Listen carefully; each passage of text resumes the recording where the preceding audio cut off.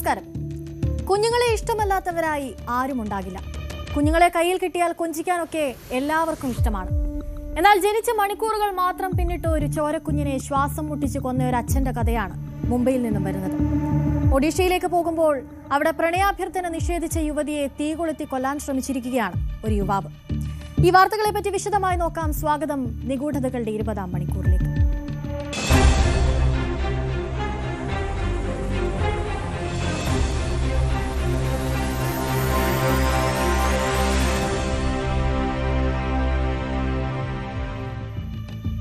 കണ്ണു തുറന്ന് വെറും മണിക്കൂറുകൾ മാത്രമായ ചോരക്കുഞ്ഞുങ്ങളോട് നമുക്കൊക്കെ പൊതുവെ തോന്നാറുള്ളത് വാത്സല്യവും സ്നേഹവുമൊക്കെയാണ്.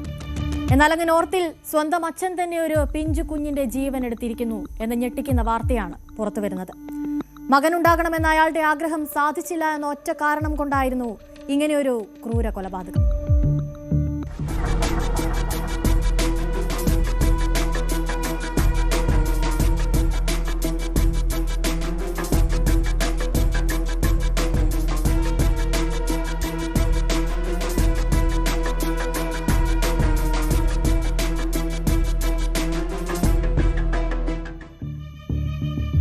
ജയ്പൂർ ഡൽഹി ദേശീയപാതയിലെ നിംസ് ആശുപത്രിയിൽ നിന്നാണ് ഈ ഞെട്ടിക്കുന്ന വാർത്ത പുറത്തുവരുന്നത്.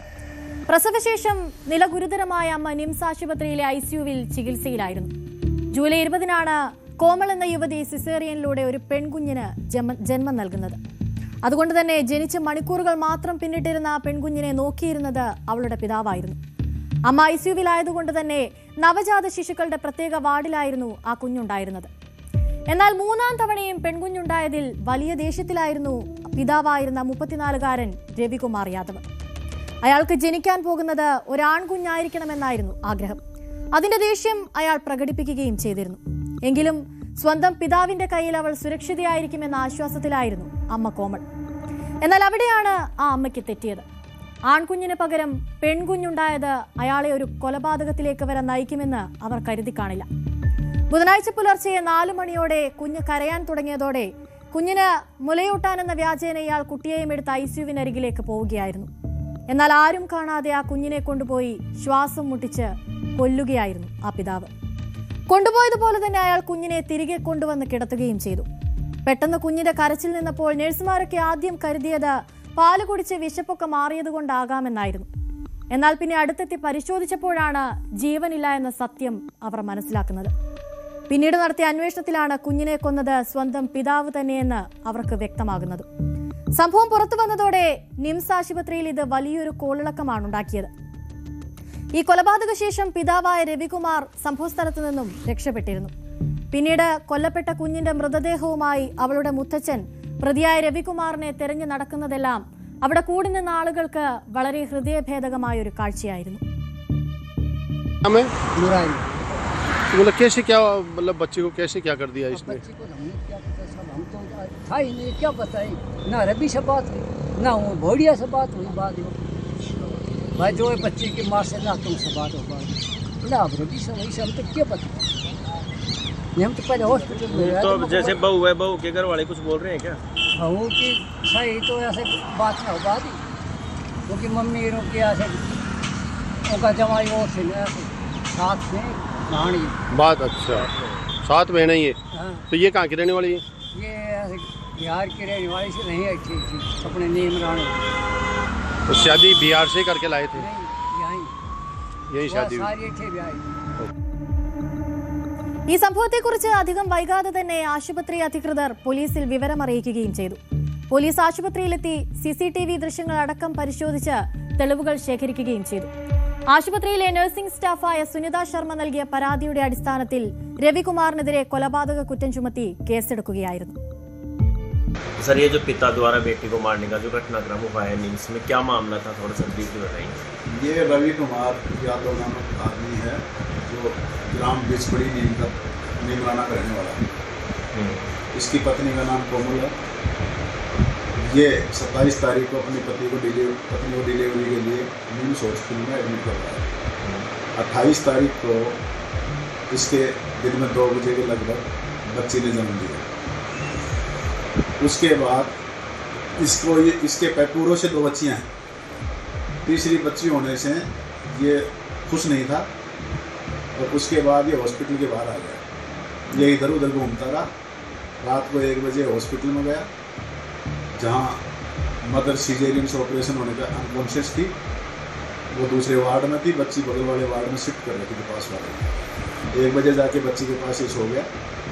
बच्ची उस टाइम रो रही थी, तो इसने अड़ोसी पड़ोसियों से दूध लेके एक बार तो पिलाया था। 4 बजे बाद बच्ची के रोने की आवाज़ बंद हो गई। 7 बजे तक बच्ची की आवाज़ नहीं आई। तो पास वाले वार्ड में महिला, उसके पास वाली चारपाई महिला ने बताया डॉक्टरों को जाके कि 4 बजे बाद बच्ची की आवाज़ नहीं आ रही। 7 बजे डॉक्टरों ने चेक किया तो बच्ची अनकॉन्शियस थी। ബീഹാർ സ്വദേശിനിയായ കോമൾ 2021 രവി യാദവിനെ വിവാഹം കഴിക്കുന്നത്. 2022 അവർക്ക് ആദ്യത്തെ മകളും 2024 രണ്ടാമത്തെ മകളും ജനിച്ചു. ഭാര്യ മൂന്നാമതും ഗർഭിണിയായതോടെ ഇനി ജനിക്കാൻ പോകുന്നത് ഒരു മകനായിരിക്കണമെന്ന് അയാൾ അതിയായി ആഗ്രഹിച്ചിരുന്നു. ഈ ആഗ്രഹമാണ് അയാളെ ഒടുക്കം ഒരു കൊലപാതകിയാക്കിയത്. പ്രതിയായ രവികുമാർ നിമ്രാനിയിലെ ഒരു സ്വകാര്യ ആശുപത്രിയിൽ കമ്പനിയിൽ സെക്യൂരിറ്റി ഗാർഡായി ജോലി ചെയ്യുകയായിരുന്നു. പിന്നീട് നടത്തിയ വിശദമായ അന്വേഷണത്തിൽ പോലീസ് ഇയാളെ കസ്റ്റഡിയിലെടുത്തു.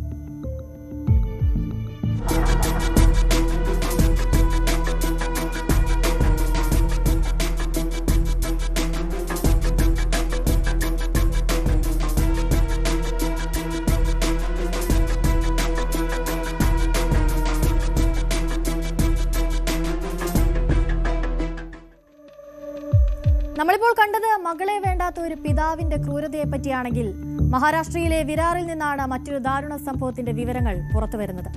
അവിടെ 8 മാസം പ്രായമായ ഒരു കുഞ്ഞിന്റെ അവകാശത്തെ ചൊല്ലിയുണ്ടായ തർക്കത്തിനൊടുവിൽ അമ്മ കൊല്ലപ്പെട്ടിരിക്കുകയാണ്. കൊന്നതാകട്ടെ ഭർത്താവിന്റെ പിതാവ്.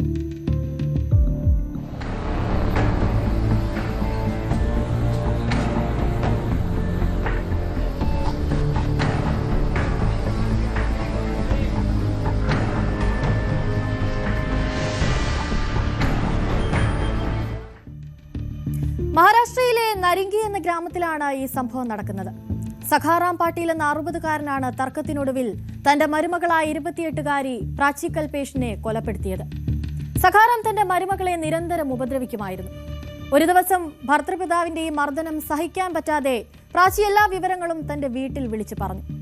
അങ്ങനെ അവളെ സ്വന്തം വീട്ടിലേക്ക് തിരികെ വിളിച്ചുകൊണ്ടുപോകാൻ കഴിഞ്ഞ ദിവസം നരിങ്കിയിലെ വീട്ടിലേക്ക് എത്തിയതായിരുന്നു അവളുടെ സഹോദരനായ വിശാൽ ആനന്ദ് പാട്ടീൽ. എന്നാൽ വീട്ടിലേക്ക് പോകാൻ ഇറങ്ങവേ സഖാറാമിന്റെ കയ്യിലിരുന്ന തന്റെ 8 മാസം പ്രായമായ കുഞ്ഞിനെ പ്രാച്ചി തിരികെ ചോദിച്ചെങ്കിലും അയാൾ തിരികെ നൽകാൻ തയ്യാറായില്ല. അത് പിന്നീട് ഒരു വലിയ തർക്കമായി മാറി. തർക്കത്തിനൊടുവിൽ പതിവ് പോലെ തന്നെ പ്രാച്ചിയെ മർദ്ദിക്കാനൊരുങ്ങിയ ഭർത്തൃപിതാവ് അവളെ ശക്തമായി പിടിച്ചു തള്ളുകയായിരുന്നു. ആ വീഴ്ചയിൽ തലയ്ക്ക് ഗുരുതരമായി പരിക്കേറ്റ് പ്രാച്ചിയെ പിന്നീട് ആശുപത്രിയിൽ പ്രവേശിപ്പിച്ചെങ്കിലും അവിടെ വെച്ച് അവൾ മരിക്കുകയായിരുന്നു. प्राची पाटील नावाची 28 वर्षाची महिला ही तिच्या माहेरी जात असताना तिचं जे मूल होतं 8 महिन्याचं ते सासऱ्याकडे होतं आणि ते मूल सासऱ्याच्या ताब्यातून घेत असताना सासऱ्याने तिला धक्का दिला आणि त्याच्यामध्ये ती खाली पडून फरशीवर खाली पडून तिच्या डोक्याला मुक्का मार लागला आणि त्याच्यामध्ये ती मयत झालेली आहे. സഹോദരൻ വിശാലിന്റെ പരാതിയിൽ ഇന്ത്യൻ ശിക്ഷാ നിയമത്തിലെ സെക്ഷൻ 105, 351 പ്രകാരം ബോളിഞ്ച് പോലീസ് സ്റ്റേഷനിൽ കേസ് രജിസ്റ്റർ ചെയ്തിട്ടുണ്ട്. പ്രതിയായ ഭർത്തൃപിതാവ് സഖാറാം ഇപ്പോൾ പോലീസ് കസ്റ്റഡിയിലാണ്. സംഭവത്തിൽ കൂടുതൽ അന്വേഷണവും ഇപ്പോൾ നടക്കുകയാണ്. ഭർത്തൃപിതാവിൽ നിന്ന് ഇതിനു മുൻപും പ്രാച്ചി നിരന്തരാക്രമണം നേരിടേണ്ടി വന്നതിനാൽ അതുമായി ബന്ധപ്പെട്ടുള്ള അന്വേഷണവും ഇപ്പോൾ പുരോഗമിക്കുന്നുണ്ട്.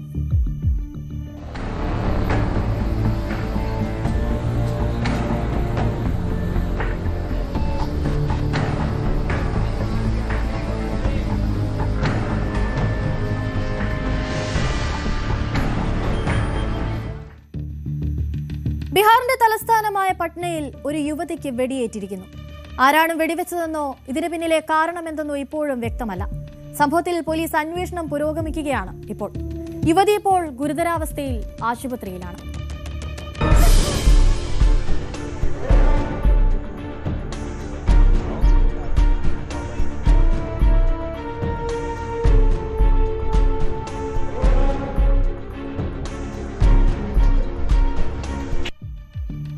പട്നയോട് ചേർന്നുള്ള നൌബത്പൂർ പ്രദേശത്താണ് ഈ കൊലപാതക ശ്രമം നടന്നിരിക്കുന്നത്. കഴിഞ്ഞ ദിവസം വൈകുന്നേരം ദനാപൂരിലെ ഒരു സ്വകാര്യ ആശുപത്രിയിൽ ജോലി ചെയ്യുകയായിരുന്ന യുവതി ജോലിയൊക്കെ കഴിഞ്ഞ് വീട്ടിലേക്ക് തിരികെ പോകും വഴിയാണ് ഈ ആക്രമണം നടക്കുന്നത്. യാത്രാമധ്യേ യുവതിയെ പിന്തുടർന്നെത്തിയ ആക്രമികൾ അവൾക്ക് നേരെ വെടിയുതിർക്കുകയായിരുന്നു. 3 തവണ വെടിയുതിർത്ത ശേഷം ഈ അജ്ഞാത സംഘം സ്ഥലത്തുനിന്ന് രക്ഷപ്പെടുകയും ചെയ്തു. സമസ്തിപൂർ സ്വദേശിനിയായ പൂജാകുമാരി എന്ന യുവതിയാണ് ഈ അപ്രതീക്ഷിതമായ ആക്രമണത്തിന് ഇരയായത്. വെടിയേറ്റതിനെ തുടർന്ന് കുഴഞ്ഞു വീണ യുവതിയെ രക്തത്തിൽ കുളിച്ച നിലയിൽ അവിടുത്തെ പ്രദേശവാസികളാണ് പിന്നീട് ആശുപത്രിയിലെത്തിക്കുന്നത്. പട്നയിലെ എയിംസ് ആശുപത്രിയിൽ ചികിത്സയിൽ കഴിയുന്ന യുവതിയുടെ ആരോഗ്യനില ഇപ്പോഴും ഗുരുതരാവസ്ഥയിൽ തുടരുകയാണ്.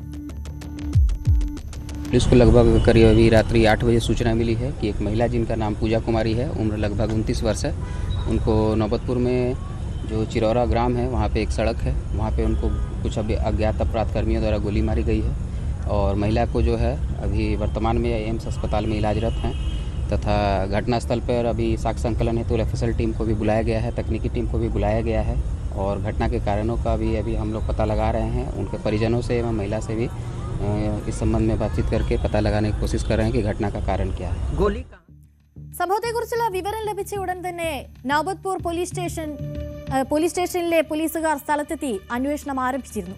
സംഭവസ്ഥലത്ത് നിന്ന് 2 ഷെൽ കേസിംഗുകൾ പോലീസ് കണ്ടെടുത്തിട്ടുമുണ്ട്. അക്രമികളെ തിരിച്ചറിയാൻ സമീപത്തുള്ള CCTV ക്യാമറകളിൽ നിന്നുള്ള ദൃശ്യങ്ങളും പോലീസ് പരിശോധിക്കുന്നുണ്ട്. പ്രതികളെ തിരിച്ചറിയാൻ സാധിക്കാതിരുന്നത് കൊണ്ട് തന്നെ ഇപ്പോൾ സംശയനിഴലിലുള്ള 400-ലധികം ഫോട്ടോകളാണ് പോലീസ് പുറത്തുവിട്ടിരിക്കുന്നത്. ധനാപൂരിലെ ഒരു സ്വകാര്യ ആശുപത്രിയിൽ ജോലി ചെയ്തു വരികയായിരുന്നു ആക്രമണത്തിനിരയായ പൂജാകുമാരി. നൌബത്പൂരിലെ വാടക വീട്ടിലേക്ക് മടങ്ങുമ്പോഴാണ് ഈ സംഭവം നടക്കുന്നത്. യുവതിയെ വെടിവെച്ചതിന്റെ പിന്നിലെ കാരണം നിലവിൽ പോലീസിനും വ്യക്തമല്ല. യുവതി എന്തെങ്കിലും തരത്തിലുള്ള ഭീഷണികൾ നേരിട്ടിരുന്നോ എന്നും ശത്രുക്കൾ ആരെങ്കിലും ഉണ്ടോയിരുന്നോ എന്നതും ഒക്കെ ഇപ്പോൾ പോലീസിന്റെ അന്വേഷണ പരിധിയിലുണ്ട്. ഇപ്പോൾ പൂജയുടെ പരിചയക്കാരുടെയും സുഹൃത്തുക്കളുടെയും ബന്ധുക്കളുടെയും ഒക്കെ മൊഴിയെടുക്കുകയാണ് പോലീസ്.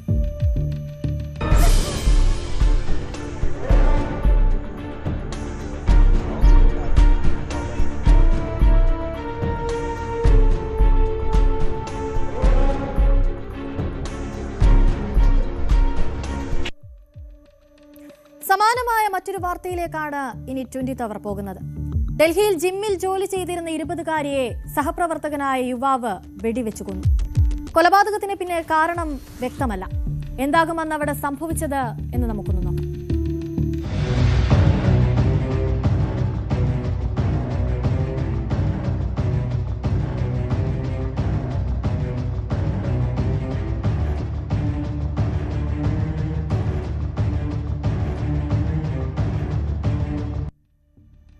വടക്ക് പടിഞ്ഞാറൻ ഡൽഹിയിലെ കേശവപുരം എന്ന പ്രദേശത്താണ് കഴിഞ്ഞ ദിവസം 20-കാരിയായ യുവതി വെടിയേറ്റ് കൊല്ലപ്പെടുന്നത്. യുവതി ജോലി ചെയ്തിരുന്ന അതേ കെട്ടിടത്തിൽ തന്നെ കെയർടേക്കറായി ജോലി ചെയ്തിരുന്ന സൗരഭ് എന്ന 23-കാരനാണ് പ്രതി. യുവതിയെ വെടിവെച്ച ശേഷം ഇയാൾ ഓടി രക്ഷപ്പെടുകയായിരുന്നുവെന്നാണ് പോലീസ് അന്വേഷണത്തിൽ വ്യക്തമായിരിക്കുന്നത്. സംഭവത്തിൽ ഇപ്പോൾ പോലീസ് കേസെടുത്ത് അന്വേഷണം ആരംഭിച്ചിട്ടുണ്ട്. കൂടാതെ ഫോറൻസിക് സംഘവും സ്ഥലത്തെത്തി കൂടുതൽ തെളിവുകൾ ശേഖരിച്ചു. പ്രതിയായ സൗരഭിനായുള്ള തെരച്ചിലാണ് ഇപ്പോൾ അന്വേഷണ സംഘം. കഴിഞ്ഞ 3 മാസമായി സൗരഭ് യുവതി ജോലി ചെയ്യുന്ന കെട്ടിടത്തിലെ കെയർടേക്കറായി ജോലി ചെയ്തു വരികയായിരുന്നു. കൊല്ലപ്പെട്ട യുവതിയാകട്ടെ അതേ കെട്ടിടത്തിലെ തന്നെ ഒരു ജിമ്മിൽ കഴിഞ്ഞ 3 വർഷമായി ജോലി ചെയ്യുന്നു. കഴിഞ്ഞ ദിവസം എന്തോ കാര്യം സംസാരിക്കാനുണ്ടെന്ന് പറഞ്ഞായിരുന്നു യുവതിയെ പ്രതിയായ സൗരഭ് കെട്ടിടത്തിന്റെ മുകളിലത്തെ നിലയിലേക്ക് വിളിച്ചുകൊണ്ടുപോകുന്നത്. എന്നാൽ അവിടെ വെച്ച് ഇവർ തമ്മിൽ എന്തൊക്കെയോ കാര്യങ്ങൾ പറഞ്ഞ് തർക്കത്തിലാവുകയായിരുന്നു. ആ തർക്കത്തിനൊടുവിലാണ് പ്രതി യുവതിക്ക് നേരെ വെടിയുതിർക്കുന്നത്. വെടിവെച്ച കേട്ട് സമീപത്തുണ്ടായിരുന്ന ആളുകൾ അവിടെ ഓടിയെത്തിയപ്പോഴേക്കും പ്രതി ഓടി രക്ഷപ്പെട്ടിരുന്നു. ആളുകൾ എത്തിയപ്പോൾ രക്തത്തിൽ കുളിച്ചു കിടക്കുന്ന യുവതിയെയാണ് അവിടെ കണ്ടത്. സംഭവസ്ഥലത്ത് വെച്ച് തന്നെ അവർ കൊല്ലപ്പെട്ടിരുന്നുവെന്നാണ് പുറത്തുവരുന്ന വിവരം. പോലീസ് എത്തി പിന്നീട് മൃതദേഹം പോസ്റ്റ്മോർട്ടം പരിശോധനയ്ക്കായി അയക്കുകയായിരുന്നു. സംഭവസ്ഥലത്തുണ്ടായിരുന്നവർ വ്യക്തമാക്കുന്നത് എന്താണെന്ന് നമുക്കൊന്ന് നോക്കാം. हमारे त्रिनगर के अंदर बहुत अच्छा हमारा त्रिनगर है, बहुत अच्छी यूनिटी आए हैं, लेकिन इतना मतलब भरे बाजार के अंदर इतना अच्छा मतलब ये कांड हुआ है इसकी उम्मीद नहीं थी, लेकिन अब हो गया है. लेकिन असली जो रिपोर्ट है वो अब ऊपर से प्रशासन ऊपर ही गया हुआ है, वो बताएगा सारी चीज़. लेकिन ये बहुत बड़ी वारदात हुई है जो कि अभी तक हमारे त्रिनगर के अंदर ऐसी लोकल में हुई नहीं थी. और पता अभी तक मालूम यही चल रहा है कि कोई नौकरानी थी, कोई मेड थी, किसी होम मेड थी, और कोई ना कोई शायद अब जिस लड़के ने मारी है गोली को, कोई ना कोई मतलब लव जिहाद का मामला है या क्या मामला, वो पुलिस नीचे उतरेगी जब भी पता चलेगा, क्योंकि पुलिस ऊपर चढ़ने देगी. എല്ലാ ദിവസവും വൈകുന്നേരം താൻ മകളെ വിളിക്കുമായിരുന്നെന്നും അപ്പോഴൊക്കെ അവൾ കോൾ എടുത്ത് സംസാരിക്കുമായിരുന്നുവെന്നുമാണ് കൊല്ലപ്പെട്ട യുവതിയുടെ പിതാവ് മാധ്യമങ്ങളോട് പറഞ്ഞത്. പതിവ് പോലെ തന്നെ മകളെ കഴിഞ്ഞ ദിവസം വിളിച്ചു. പലതവണ വിളിച്ചിട്ടും കോൾ എടുക്കാതെ വന്നതോടെയാണ് സംശയം തോന്നിയത്. പിന്നീടാണ് മകളെ ആരോ വെടിവെച്ച് കൊലപ്പെടുത്തിയെന്ന വിവരം ലഭിക്കുന്നതെന്നാണ് ആ പിതാവ് പ്രതികരിച്ചത്. जी मुझे पता नहीं इसी का वो सुबह काम पे आई, यहाँ पे है 12-1 बजे आती है। उसके बाद कोई फोन नहीं, कोई बात नहीं, कोई चीज़ नहीं। हम शाम को रोज़ शाम को 7-8 बीच में उसकी मम्मी फोन आती है, लेकिन ना आज ना जब हम फोन मिलाए कोई फ़ोन लगा, कुछ नहीं लगा। सिर्फ घंटी जा रही थी, कोई पता नहीं चला इस चीज़ का, लेकिन कैसे क्या हुआ ये पता चला। लेकिन आज ना वो कम से कम 3 साल से यहाँ काम कर रही थी, कोई ऐसी बात नहीं हुई थी। जब फोन करें तब उठाए, कोई दिक्कत नहीं आई। लेकिन आज कैसे क्या हो गया बात है। ഇപ്പോൾ ബന്ധപ്പെട്ട നിയമവകുപ്പുകൾ പ്രകാരം കേസ് രജിസ്റ്റർ ചെയ്തിട്ടുണ്ടെന്നും അന്വേഷണം തുടരുകയാണെന്നും വടക്ക് പടിഞ്ഞാറൻ ഡൽഹി ഡിസിപി ആകാശ് യാദവും വ്യക്തമാക്കിയിട്ടുണ്ട്. പ്രതിയായ സൗരഭ് ഇപ്പോഴും ഒളിവിലാണ്. അയാളെ പിടികൂടാൻ ഒന്നിലധികം പോലീസ് സംഘങ്ങളെ വിന്യസിച്ചാണ് ഇപ്പോൾ അന്വേഷണം മുന്നോട്ടു പോകുന്നത്. കൊലപാതകത്തിന് പിന്നിലെ കാരണം ഇപ്പോഴും പോലീസിന് വ്യക്തമല്ല എന്നതും അന്വേഷണത്തിന് തടസ്സം സൃഷ്ടിക്കുന്നുണ്ട്. വൈകാതെ തന്നെ പ്രതി പോലീസ് പിടിയിലാകുമെന്നും കൊലപാതക കാരണം വ്യക്തമാകുമെന്നും നമുക്ക് പ്രതീക്ഷിക്കാം.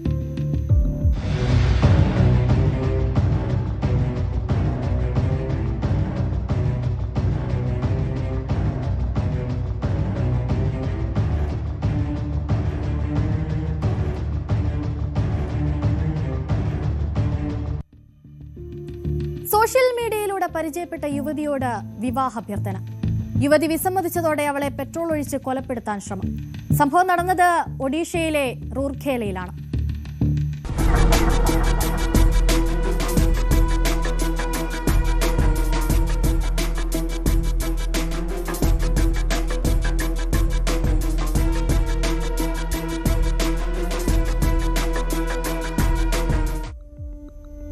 ഒഡീഷയിലെ സുന്ദർഗഡ് ജില്ലയിലെ റൂർക്കേലയിലാണ് ഈ സംഭവം നടക്കുന്നത്. രഞ്ജിത്ത് എന്ന 28-കാരനാണ് കൊലപാതക ശ്രമത്തിൽ പോലീസ് പിടിയിലായിരിക്കുന്നത്. രാത്രി 11:30 ഈ സംഭവം നടക്കുന്നത്. തന്റെ മുറിയിൽ ഉറങ്ങുകയായിരുന്ന അഞ്ജു ടോപ്പോ എന്ന 27-കാരിക്ക് നേരെയാണ് ആക്രമണമുണ്ടായത്. 8 മാസം മുൻപാണ് രഞ്ജിത്ത് അഞ്ജുവുമായി സോഷ്യൽ മീഡിയയിലൂടെ പരിചയത്തിലാകുന്നത്. പരിചയപ്പെട്ട് മാസങ്ങൾ പിന്നിട്ടതോടെ അയാൾ പെൺകുട്ടിയോട് വിവാഹാഭ്യർത്ഥന നടത്തിയെങ്കിലും പെൺകുട്ടി അത് നിഷേധിക്കുകയായിരുന്നു. ഇതിന്റെ വൈരാഗ്യത്തിലാണ് യുവാവ് പെൺകുട്ടിയുടെ വീട് കണ്ടെത്തി അവിടെ എത്തുന്നതും ജനാലയിലൂടെ പെൺകുട്ടിയുടെ ദേഹത്തേക്ക് പെട്രോൾ ഒഴിച്ച് തീയിടുന്നു. ସେଦିନ ଜୁନ୍ 26 ତାରିଖ ଥିଲା। ରାତିରେ ଯେଉଁ ରଜତ କ୍ଷୀର ଥିଲା ସେ ପେଟ୍ରୋଲ ଆଣିକିନା ଝରକା ପଟୁ ପାଇପ୍ ସାହାଯ୍ୟରେ ଝରକା ପଟୁ ସେ ପେଟ୍ରୋଲଟାକୁ ପୁରାଇ ଦେଲା। ତାପରେ ନିଆଁ ଲଗାଇକି ଆମ ଭଉଣୀକୁ ମାରିଦେଲେ।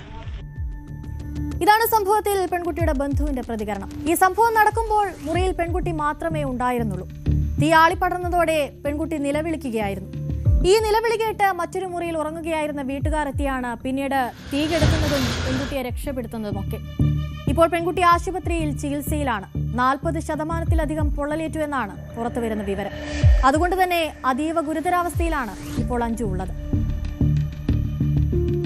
ଜୁନ୍ 26 ତାରିଖ ରାତିରେ 11ଟା ପାଖାପାଖି ଏ ଘଟଣାଟା ଘଟିଥିଲା।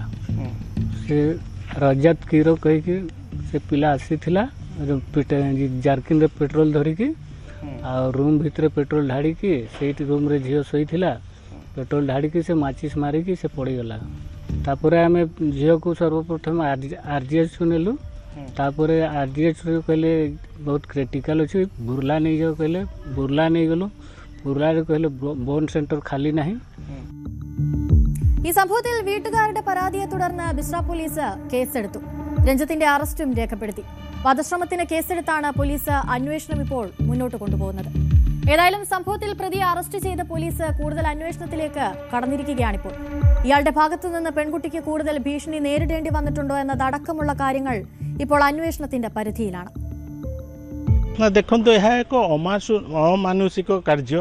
କାରଣ ପ୍ରେମ ହେଇପାରେ ଏକ ତରଫା, ଆପଣ ଯଦି ପ୍ରେମ କରୁଛନ୍ତି, ଯଦି ଅନ୍ୟ ପକ୍ଷରୁ ଆପଣଙ୍କ ପ୍ରତି ଇଙ୍ଗିତ ନାହିଁ, ସେଭଳି ପରିସ୍ଥିତିରେ ଆପଣମାନେ ଏଇ ଯେଉଁ କ୍ରିମିନାଲ୍ସ ମାନେ ବା ଯେଉଁ କ୍ରାଇମ୍ ବା ଯେଉଁ ବ୍ୟକ୍ତିଟି ଏଇ କାମ କରୁଛି ତା ନିଶ୍ଚିତ ଭାବରେ ସେ ଜାଣିବା ଦରକାର।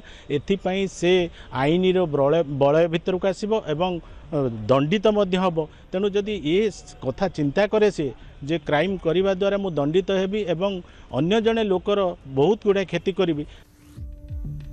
ഇയാൾ ഇതിനു മുൻപും ഇത്തരത്തിൽ പെൺകുട്ടികൾക്ക് നേരെ ആക്രമണ ശ്രമം നടത്തിയിട്ടുണ്ടോ എന്നും പോലീസ് അന്വേഷിക്കുന്നുണ്ട്.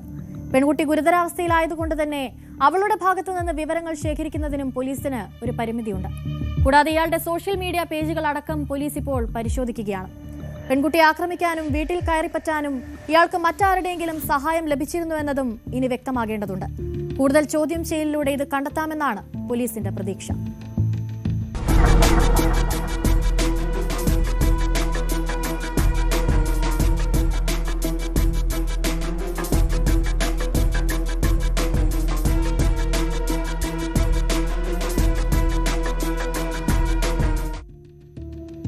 ഇൻഡോറിലെ സിർപൂർ എന്ന പ്രദേശത്ത് ഏകദേശം 40 കോടി രൂപ വിലമതിക്കുന്ന സർക്കാർ ഭൂമിയിൽ അനധികൃത കോളനി വികസിപ്പിക്കാനുള്ള ശ്രമം ഭരണകൂടം പരാജയപ്പെടുത്തിയിരിക്കുന്നു. വാർത്തയുടെ വിശദാംശങ്ങളിലേക്കാണ് ഇനി 20 അവർ പോകുന്നത്.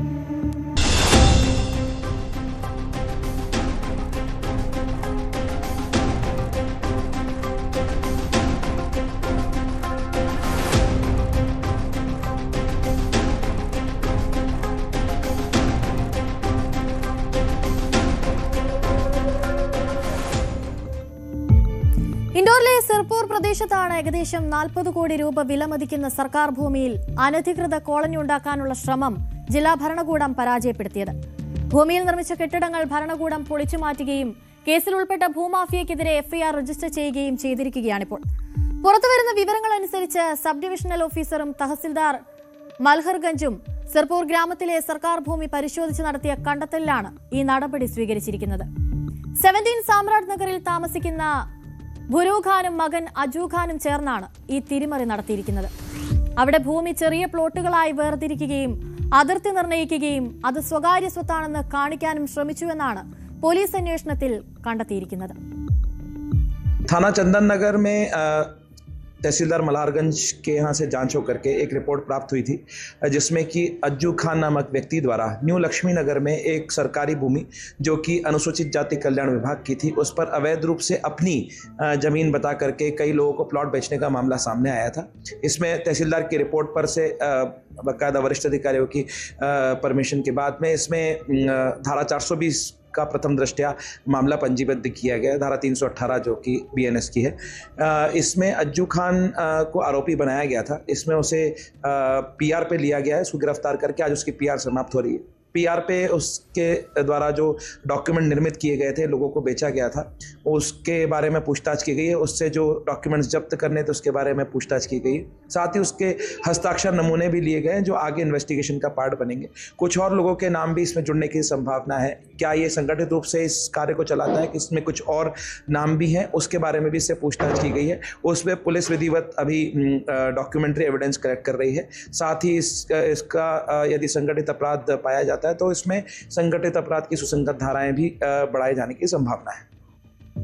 കരാറുകൾ വഴി പ്ലോട്ടുകൾ പല ആളുകൾക്കായി വിറ്റ് ന്യൂ ലക്ഷ്മി നഗർ എന്ന പേരിൽ ഒരു അനധികൃത കോളനി ഉണ്ടാക്കിയെടുക്കാൻ ശ്രമിച്ചുവെന്നായിരുന്നു പോലീസിന്റെ കണ്ടെത്തൽ. സർവേ നമ്പർ 37/1 പ്രകാരമുള്ള ഭൂമി ഗണപത് എന്നയാളുടെ മകൻ സിദ്ധനാഥ് മിശ്രലാലിന്റെ പേരിലാണ് രജിസ്റ്റർ ചെയ്തിരിക്കുന്നതെന്നും അജൂഖാന്റെ ഉടമസ്ഥതയിലുള്ളതല്ലെന്നും ഉദ്യോഗസ്ഥർ കണ്ടെത്തി.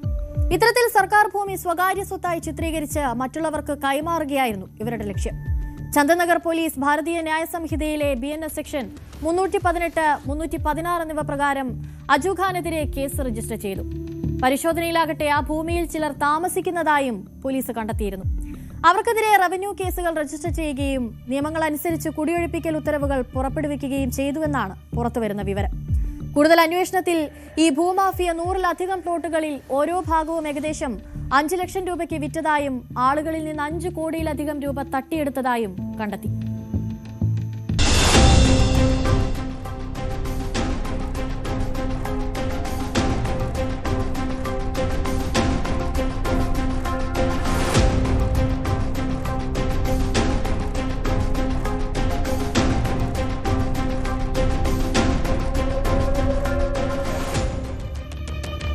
ട്വന്റി അവർ പൂർണ്ണമാകുന്നു. നമസ്കാരം.